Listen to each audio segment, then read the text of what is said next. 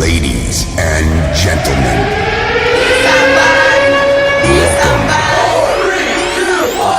everybody wants the prize, but nobody wants to pay the price. Can they be pushed? Do they have a sense of urgency? Do they want to be great? And then, of course, you look at them and be like, yeah, right. Everybody wants to be on your team when you're on top.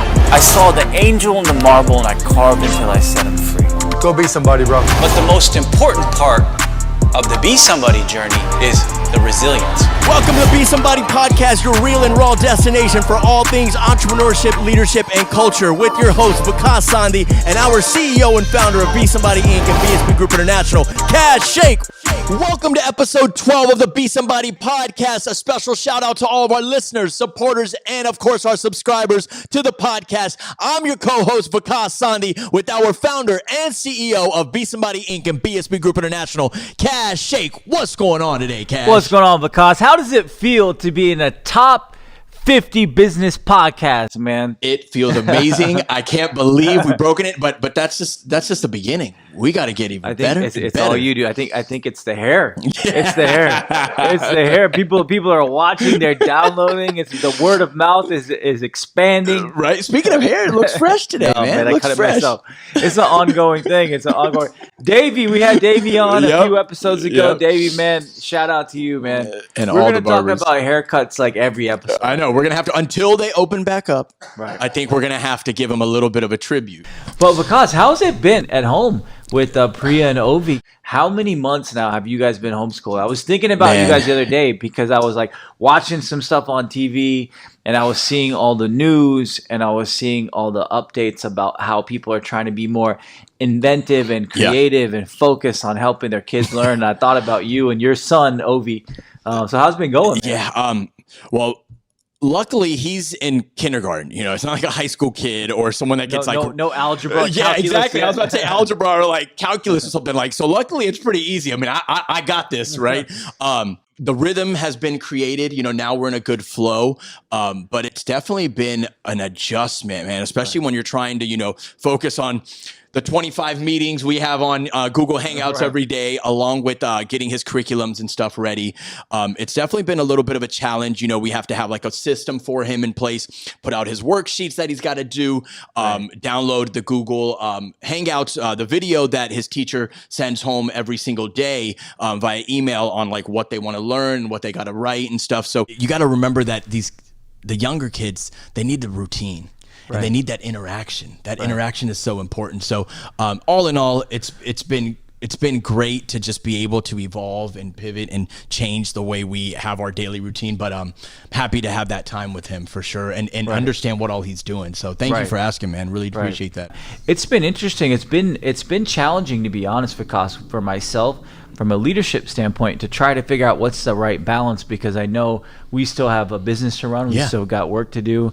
But then also, not only are people adapting to this new environment, tough circumstances at home, a lot of people have families, a lot of people have kids. They're trying to balance that. And the biggest piece of that, as we all know, is that everybody's out of school because schools have been shut down. So, you know, that whole process of having to learn how to teach your kids when they're home, how to still do your work, still manage life with your kids at home. It's been a crazy process for a lot of people. But Vikas, I mean, when you look at the data behind it, 90% of the world's students are at home because of closed schools during the pandemic. 90%.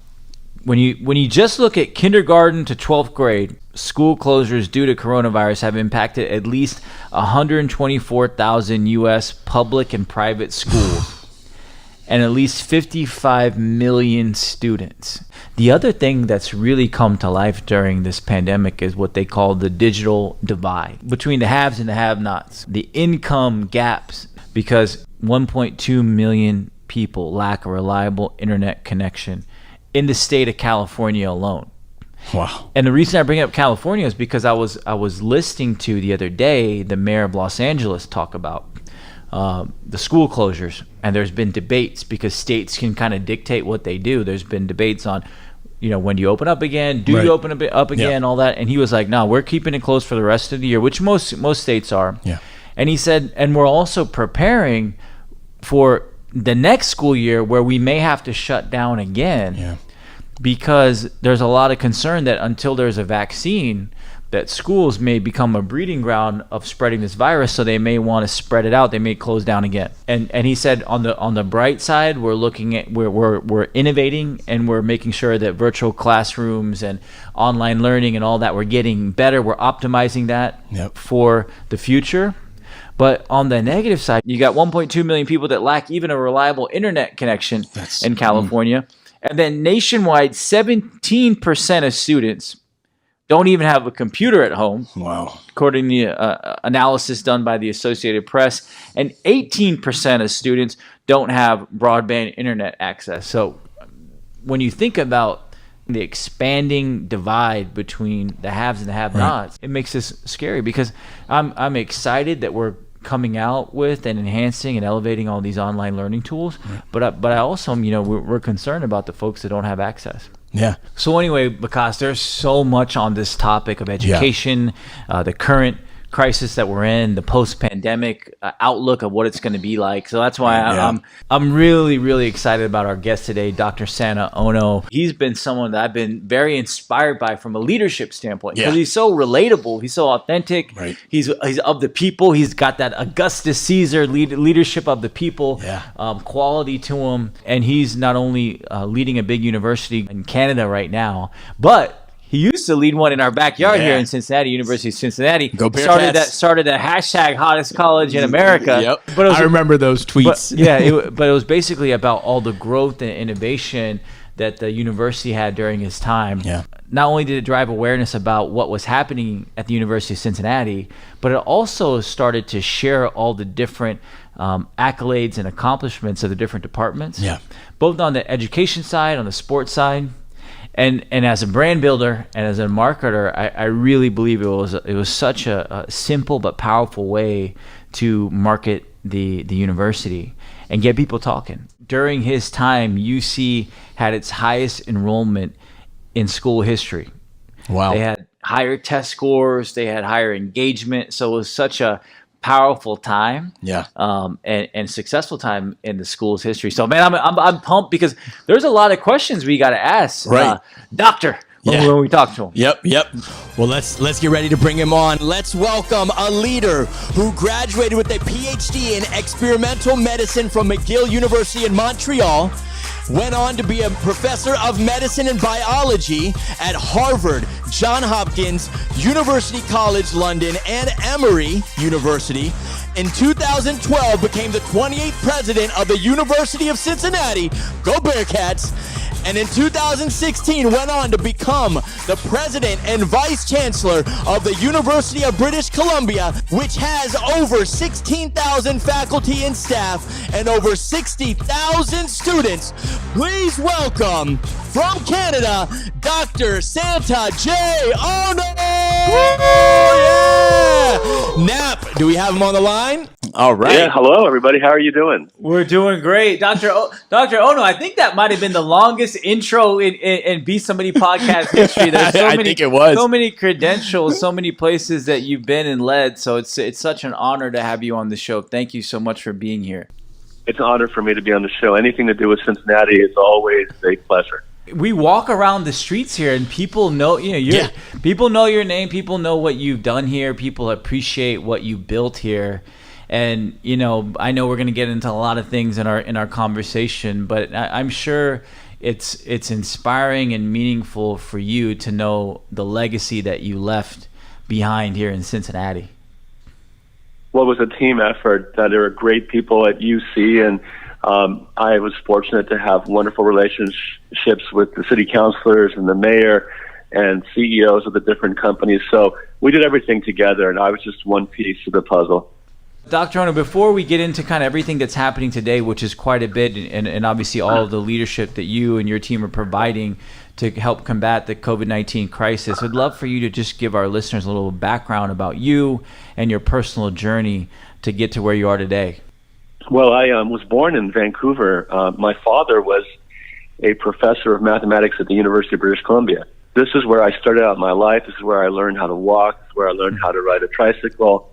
And so it's home to me. And that's the only reason I left the University of Cincinnati, which, as you all probably know, I absolutely adore, and I still root for the Bearcats. And I love everything Cincinnati. We still see you wearing Bearcats paraphernalia on social media, so we know you still got the love. Absolutely, and just yesterday actually, some students that are graduating in the class of 2020 actually asked me to record a video to be played to that class because I overlap with them, and I think next year I overlap with some of the students as well. And so I wear UC stuff all the time, and I think about UC in Cincinnati all the time. But after being born here in Vancouver, we then moved to Philadelphia, Pennsylvania, where my dad taught at the University of Pennsylvania. And then we moved one last time from Philadelphia to Baltimore, Maryland, and my dad became a professor at Johns Hopkins University there. And so I was there until high school, and then I went to Chicago for college, and then graduate school at McGill, as you said, and was a biomedical researcher. I still have a little bit of a laboratory. I do research on macular degeneration and immune diseases. I eventually became the provost and president of University of Cincinnati. For 6 years, Cincinnati was my home, and I still adore the place. I'm a big Skyline, not Skyline chili, not Skyline, Skyline, like, building skyscraper Skyline connoisseur. And I always love when you have the contrast and backdrop of beautiful man-made skyline with mountains and ocean. And Vancouver to me is like top three in the world. So aside from the fact that you grew up there and learned to ride a tricycle there, I think that you couldn't really have picked a more beautiful place to go back home to. It is gorgeous. Have you ever been there? Ever been here to Vancouver? Have you been here? I'm really lucky and blessed to have been there a few times. I played in a couple basketball tournaments there, and then I had some friends that lived out there. We did some work with Lululemon a few years ago, so we were out there. So love it out there. Yeah, we do enjoy the redwood forests and the snow-capped mountains, and that's why they call the soccer team, MLS soccer team here, the Whitecaps. And you have to come to the University of British Columbia next time. I'll show you around. It's a really gorgeous institution that's just on the tip of a peninsula. We will take you up on that offer. We will take you up on the offer. We can't wait. Which really, kind of leads into where we are today. I know there's so much to talk about. We had just mentioned at the top of the show that 90% of the world's students have been affected by this pandemic in terms of having to now learn from home. Yeah. We've been talking quite a bit on the show of this is one of the few times in history, let alone our own lifetime, where every single person on the planet is experiencing the same thing at the same time, And I would love to hear your thoughts and kind of what your learnings have been as someone who's overseeing a university of thousands of people, thousands of faculty and staff and students who've now been forced to stay at home. Well, it's an excellent question, and I can tell you that when I get on different Zoom calls or conference calls with presidents from around the world, that the one thing we agree upon is that this is, in our lifetimes, the biggest challenge we've ever faced. And it's true for the economies, it's true for the medical challenge, and it's obviously resulting in a lot of people being laid off and a lot of people losing a lot of money. And it's affected everyone from, as you say, grade school kids to university students to senior citizens who've lost a lot of their savings. So it's a big problem, but I need to say that I believe that with great people at institutions like UC and UBC that we will get past this. And one of the things that for me is a shining light is that everyone is coming together across national boundaries trying to create this vaccine for the SARS-CoV-2 virus that causes COVID-19. And so people are really collaborating and trying to solve this unprecedented challenge.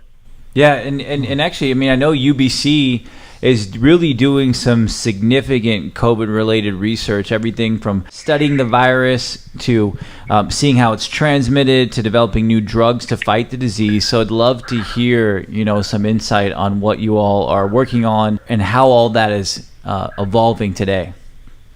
Well, we have an entire website that describes all the things that we're doing. So if anybody's interested, they just need to do a Google search, UBC and COVID-19, and it'll pop up. But I'll just give you a high-level description of some of the things that are going on.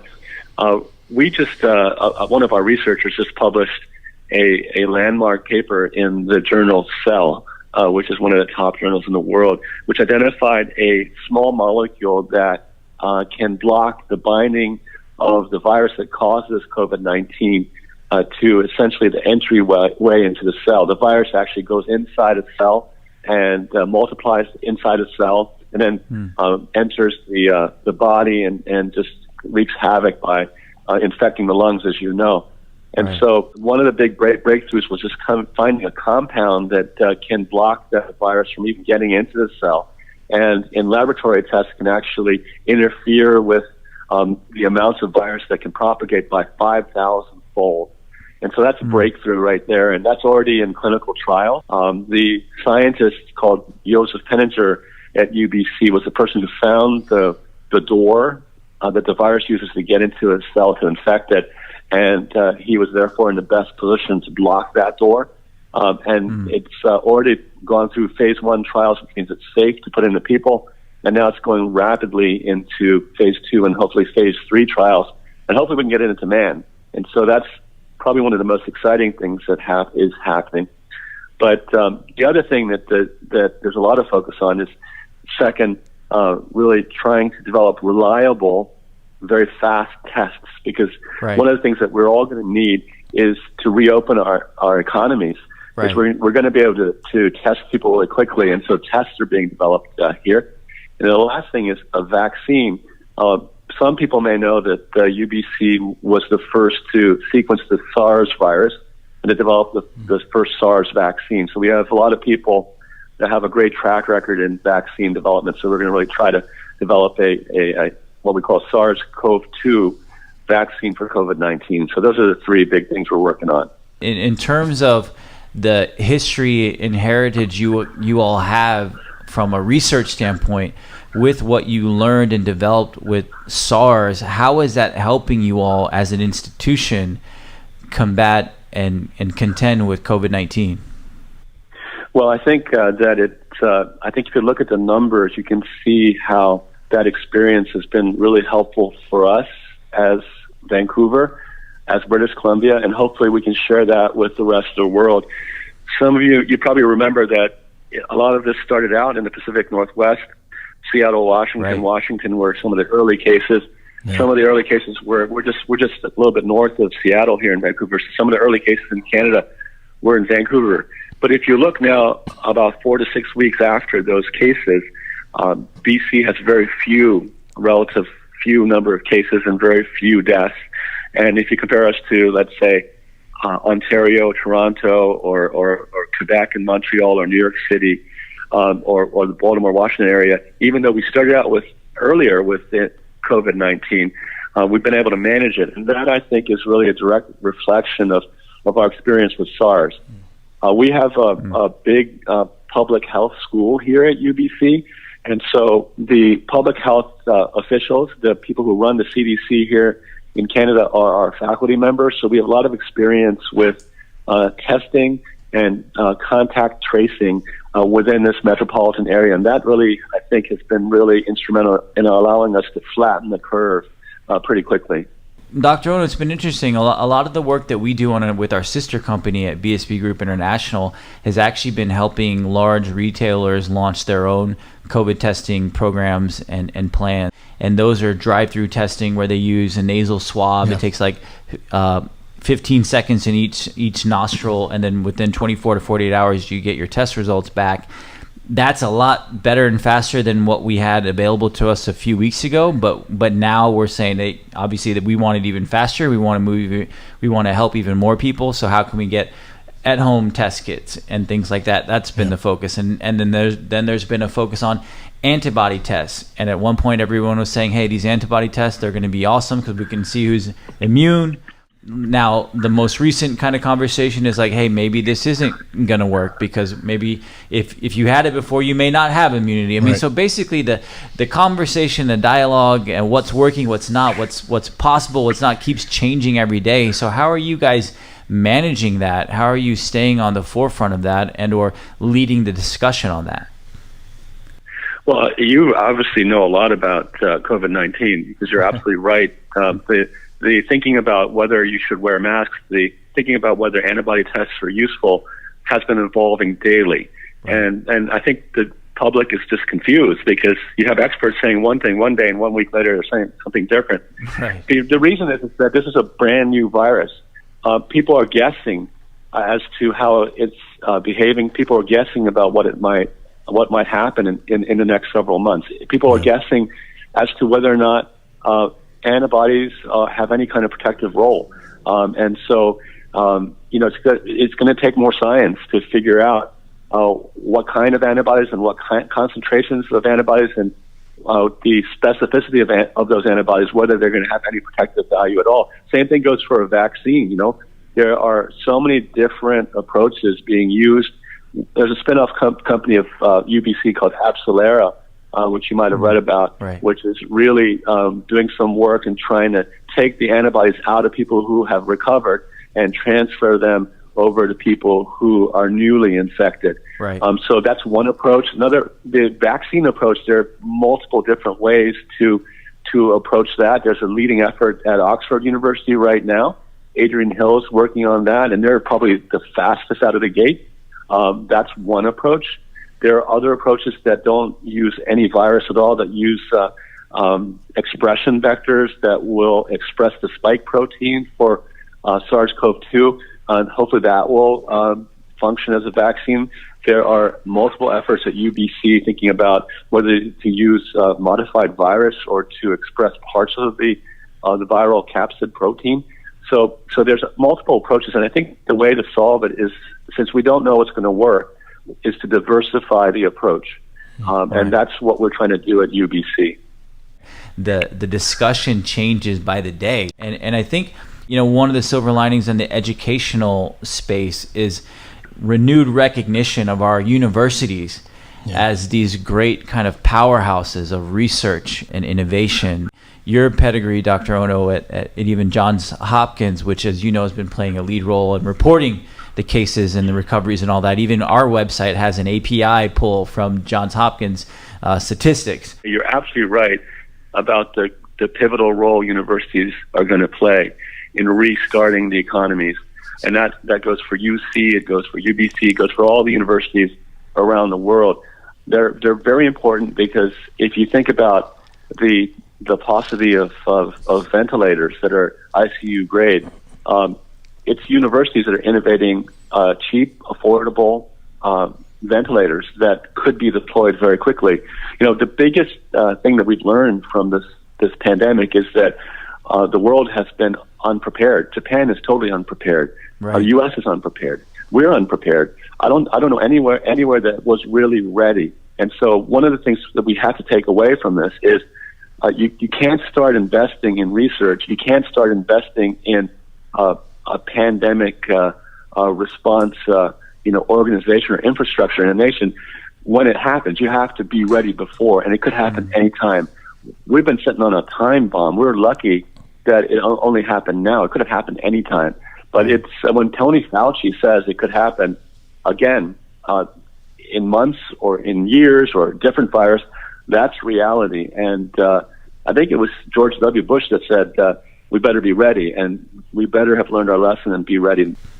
I'd love to also understand, just from the kind of governance aspect of your campus, how are you envisioning the next few weeks, months, and years? What we were just talking about at the top of the show, the mayor of Los Angeles talking about, hey, until we have a vaccine, school closures may become a thing. It may become part of our daily life. Even when school starts again in August, September, we may have to close again because there may be another outbreak. There may be another incident that causes us to say, hey, guys, stay at home again.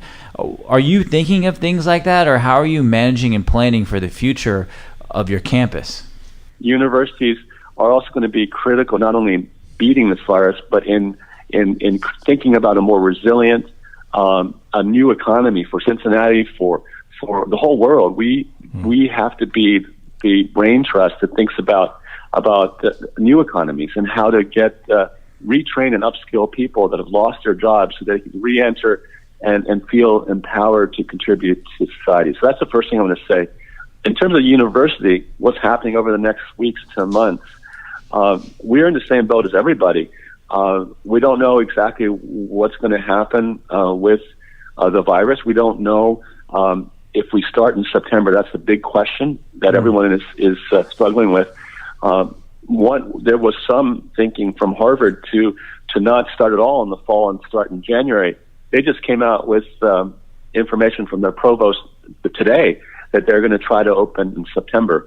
I think that across Canada, across the U.S., people are really going to try to open in September. If you read, I think in the New York Times this weekend, the president of Brown University said we almost have to try to open up because just like a business, if we don't open up in the first semester in some way, it could be a totally online or hybrid, or we try to set up on campus, there aren't a lot of universities that will be able to survive with losing half of their revenue. It's the same question about companies, universities in the same boat. How long can you run when you have a burn rate, right, with no revenue coming in, no students?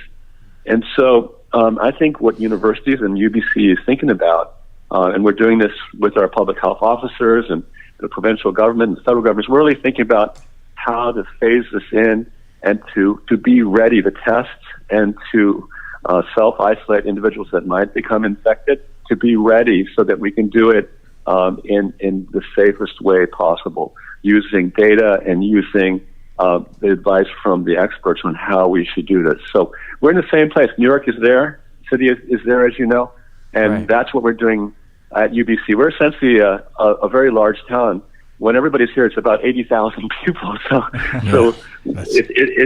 my problem is the same problem as a mayor of a large town or a small city.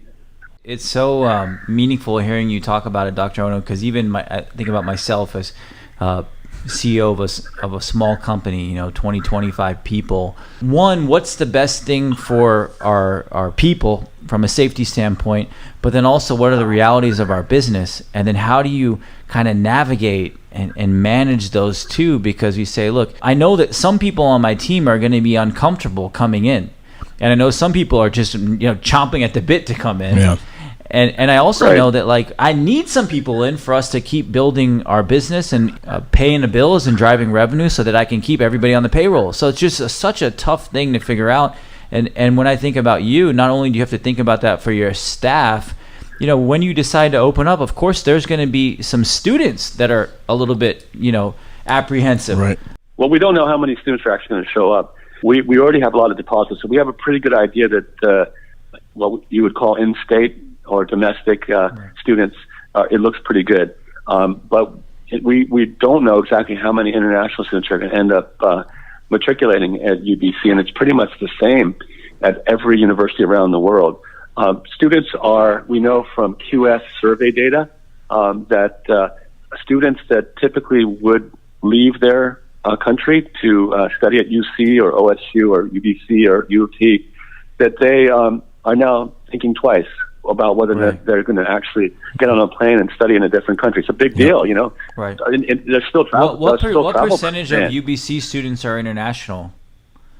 Like 26%. Wow. So it's quite a big number. Wow. But there are quite a few at universities like that around the world as well. Right. And so it's a common issue. So that's the first question: is we got to figure out how many people are going to show up, and then once they show up, we have to work with public health officials to understand what are the numbers of people that can be together in the same space, how much distance do you have to have for it to be safe.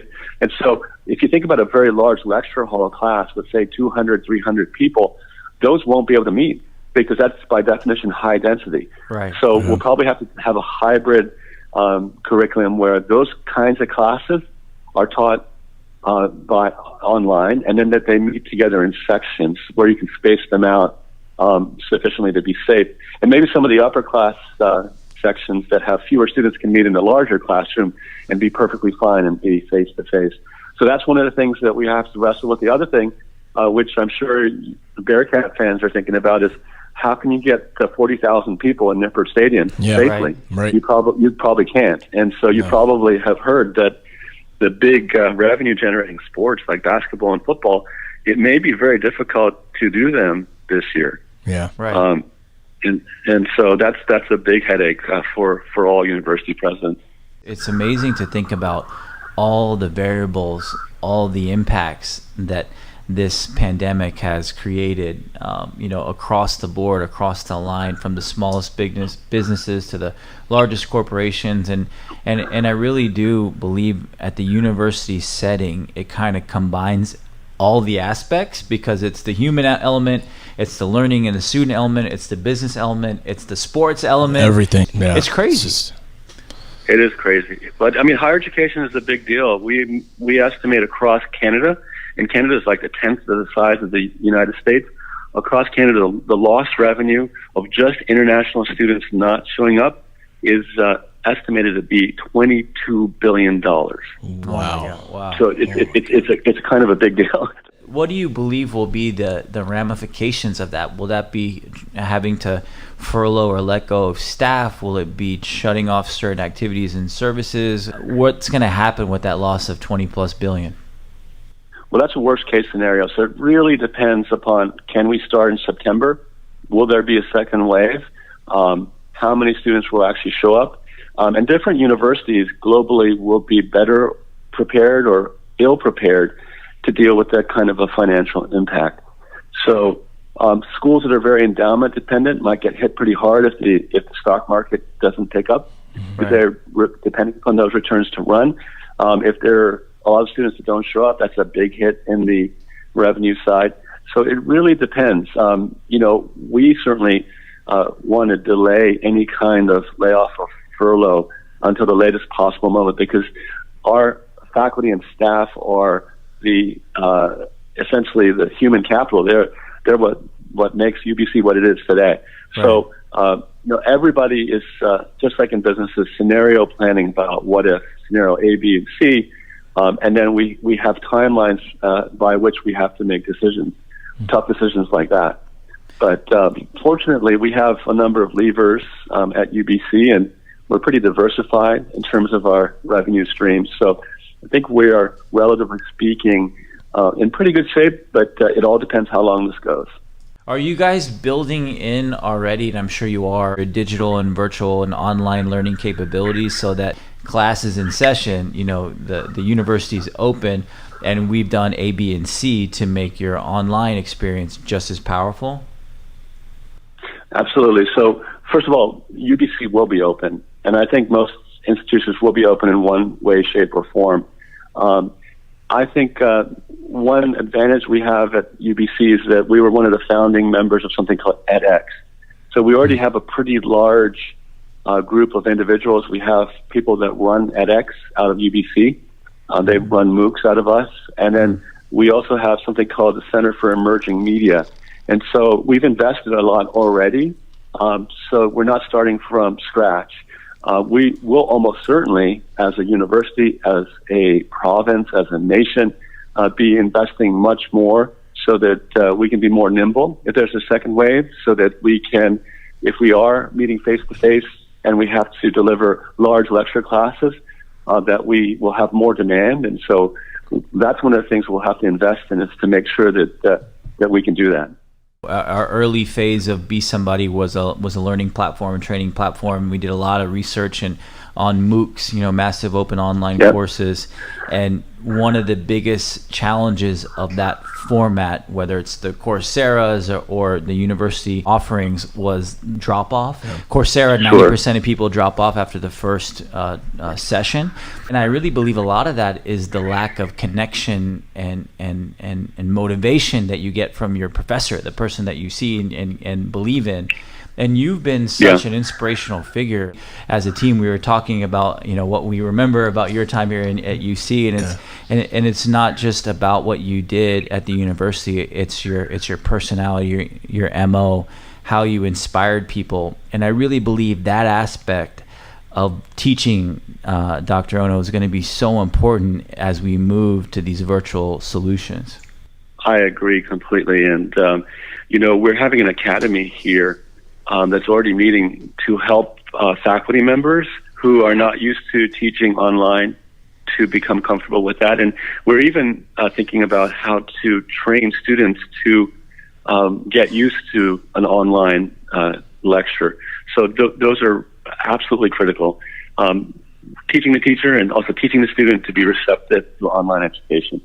If you had to describe your own leadership philosophy, your leadership principles, how would you do that? Well, I would say that that there are a couple of really key things. One is that you have to keep the focus on the end user, and for higher education, that's the student. I mean, certainly we do a lot of important research, and we talked about that. But the reason why universities and colleges exist from the founding is really to educate those students. And the more you keep that front and center, the more you'll be sensitive to what they need. They're going to need a lot of things. They're going to need support in getting their education online. They're going to need mental health support more than ever before because they're feeling lonely and isolated. They can't hang out with friends. Right. So we need to figure out how to deliver that. So think about them. And if you think about them, then the university is going to be successful. In terms of working with vice presidents and deans across the institution, I would say the most important thing is choose the best people that you can find and let them fly and trust them. I mean, and if they mess up, talk to them about it, give them some advice, and let them stand up and try to fly again. And if you have a very big organization, the more you empower people to lead, the more the institution itself will soar. That's the other thing I would say. And so that's turned out to be true during this sort of crisis with this pandemic, is that I've let the vice presidents, the provosts, VP finance, VP students, I've let them fly because they're really, really good people. And so I think they and the deans of the university, the department heads, are really shining. And the fact that we're doing as well as we have as an institution is really a credit to them. And the biggest mistake you can make as a president or as a board member is to get in their way and to ask too many questions. Asking the right questions at the right time and holding people accountable is important, but don't get into micromanagement because that affects their morale and it affects their ability to really do what they're supposed to be doing, which at the end of the day is going to be critical for the success of the organization. So well said.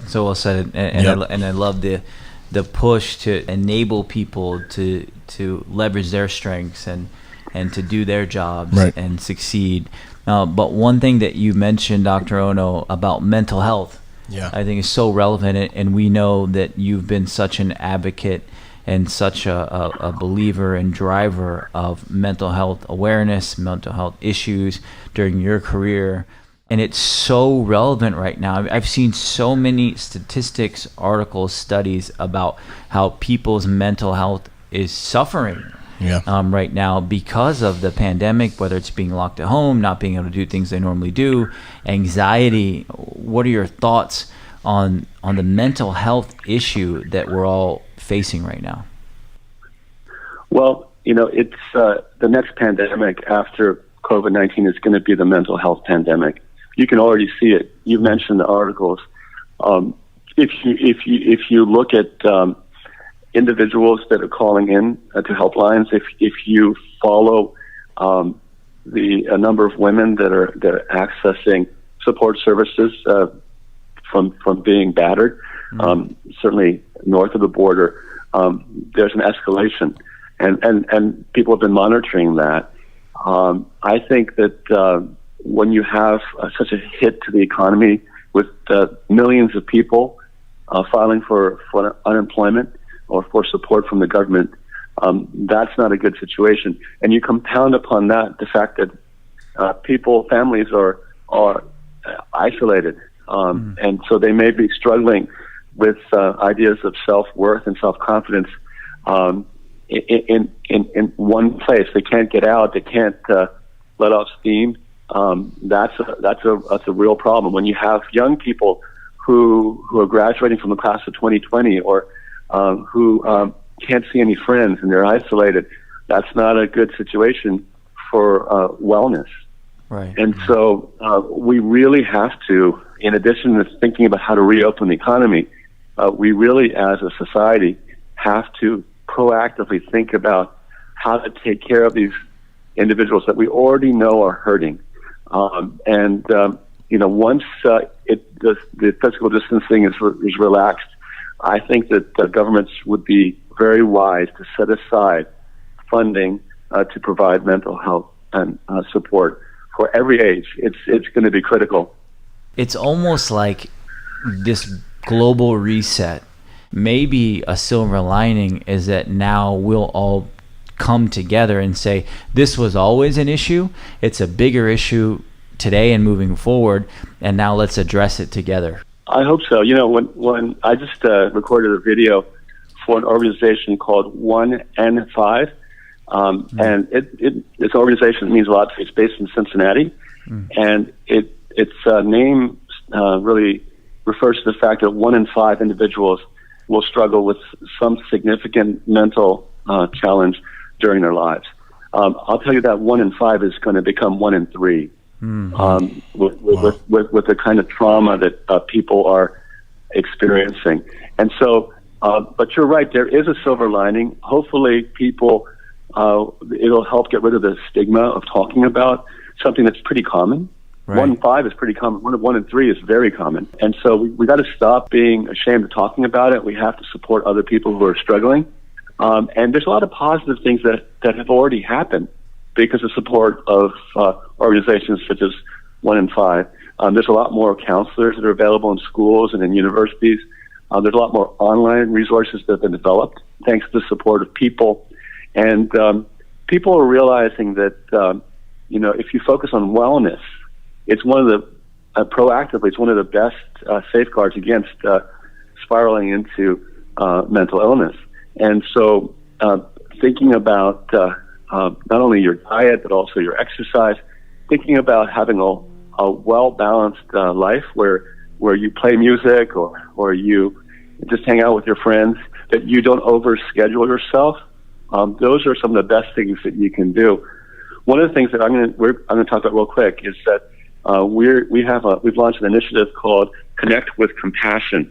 And so even though everyone is stuck with physical isolation, we've been particularly worried about senior citizens, especially those that are in senior care homes. That's what you call them up here.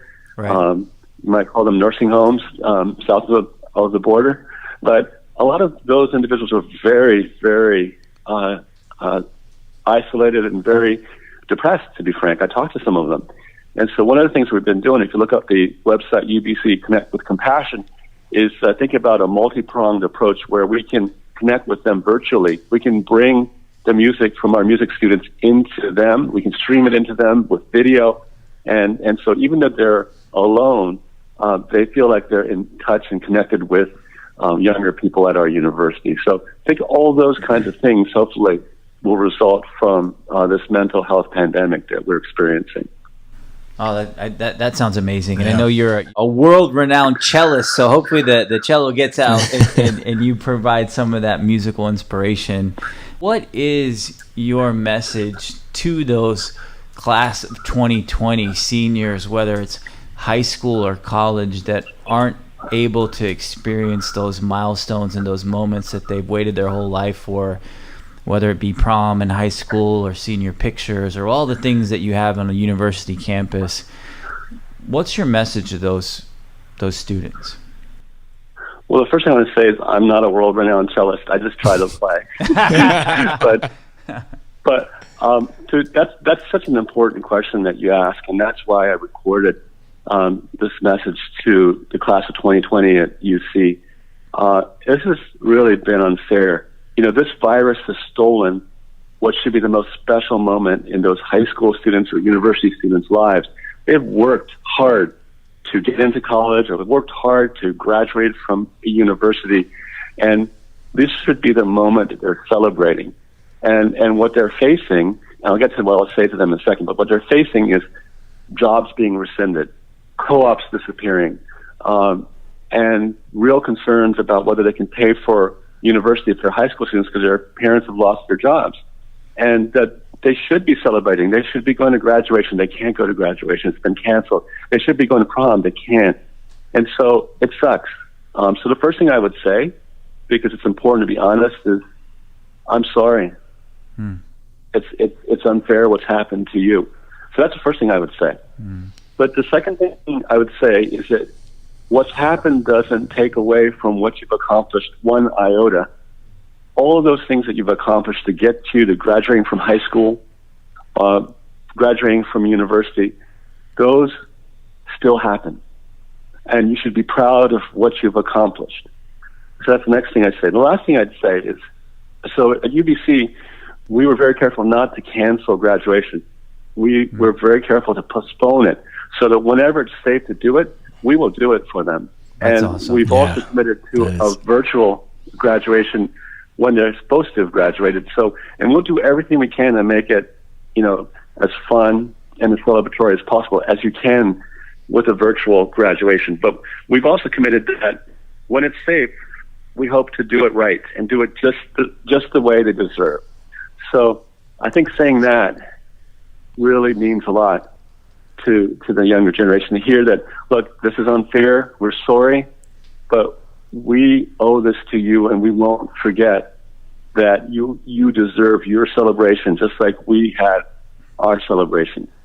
The last thing I'll say, and I'm talking too much, is that I like to tell the story of the butterfly. And I'd probably say something like this. I'd say a man saw a butterfly trying to emerge from a cocoon. And the cocoon had a little hole. And this caterpillar with developing wings was trying to get out of that cocoon so it could become a butterfly. But it was really having problems. And so the man felt pity on that caterpillar trying to get out of the cocoon. He took some scissors, he opened up the cocoon to make it easy for that caterpillar to emerge and become a butterfly. And he thought he was doing something nice. And what happened was that this caterpillar with small wings, it was easy for it to get out of the cocoon. But unlike other butterflies that struggled through that little hole in the cocoon, this caterpillar never developed. Its wings never got big. It was never able to fly. So what I'd say, and this is not my story, this is sort of like a well-known story, but I think it's worth telling them, is that the reason why that caterpillar never developed into a butterfly is because when the caterpillar has to make its way through and struggle through that little hole in the cocoon, biologically, that struggle, that is required for, molecules in the body of the cocoon to make their way into the new developing wings. And those molecules are essential for the wings to unfurl and reach their full size. And so the moral of the story, which I hope means something to any of those people, high school kids to university graduates, is that sometimes struggle makes you a stronger person. Sometimes struggle makes you into a better person. And that my hope for them is, and my belief in them, is that this struggle, which is very significant, will eventually be something that makes them stronger, more resilient. And it will prepare them to be even better than they might have been. And it's hard to believe when you're looking at your life from being a very young person, but I can tell you that it's true. Right. Whatever your challenges are, they will ultimately, that they will persist, and they will emerge more resilient and even better. Standing ovation from us over here in the studio. I mean, Dr. Ono, and everything you said not only strikes a chord for these graduating seniors, but to be honest, even on a personal note for us in the room, it's so in tune with the Be Somebody story that hopefully one day when we come out to British Columbia, we'll get to share more with you about. But it's all about resilience, and we talk a lot about sacrifice, struggle, suffer, succeed, keep going. And we really believe in the education and the necessity and the muscles that are built during the struggle. Yeah. Can I just say one last thing? The last thing I'd say is that I believe in them, that the reason why I believe we'll get past this and that I believe in the future of civilization is because of how awesome they are, because they really are awesome and they need to hear that. That's great. Dr. Sanaono, we could talk to you for 6 hours. For hours, yes. 6 hours straight. And I hope that this is the first of many conversations, and I'm optimistic that when we get past these early phases of recovery, we'll be able to get back out there to that beautiful skyline and that beautiful city of Vancouver and the mountains and visit you and see the wonderful work that you're doing. But on behalf of everybody here in Cincinnati and a lot of people that I know, a lot of students, a lot of adults that you've inspired and affected positively over the years. Thank you so much for everything that you do. Thank you for what you stand for, and thank you for what you're continuing to do. Thank you very much, and go Bearcats. All right. Thank you so much. Thanks for being on the show. Take care. Take care. Bye-bye. I continue to be reminded of just the quality of people out there, quality of leaders that are doing all that they can, doing whatever it takes to help their business, help their community, help their campus. And Dr. Sanaono's standpoint, I'm inspired by, likewise. I'm just so inspired by the people that we've had on the show and just the leaders that are out there that are trying to make a difference. Yeah, 100% agree. I mean, it was awesome to just hear everything that Dr. Ono had to say, everything. So, Kash, can I ask you the one big thing from this show? You know what? I think Dr. Ono hit on it when he talked about resilience. And, Vikas, we talk about resilience so much. We talked about it on many episodes, but it reminds me of a moment in the early days of Be Somebody when I was trying to build the company back in 2013. And I was passionate and excited about what was possible, but I had no clue, what the hell was to come. And I gave up a good amount to go after the dream. And I thought that's all I needed to do. But I ran into someone one day and he told me that, hey, I appreciate and acknowledge what you gave up to go after this dream that you had. But he said, just remember that sacrifice is the first step. After the sacrifice comes the struggle. And then after the struggle comes the suffering. And then after you suffer, then you'll succeed. So don't stop. It still gives me goosebumps to this day because he kind of gave the roadmap of how to build and grow and succeed. And success means a lot of different things to a lot of different people. But to me, what success means is having something that you believe in and working really hard for it and making it come to life. Thank you, Kash, for sharing that one big thing with all of us. Thank you, Dr. Sanaono, for being on the show today. And thank you to all of our listeners for listening to episode 12 of the Be Somebody Podcast. Don't forget to check out all of our audio and video episodes at besomebody.com. And don't forget to subscribe at Apple Podcasts, Spotify, and all of the major podcast streaming apps. We out. You.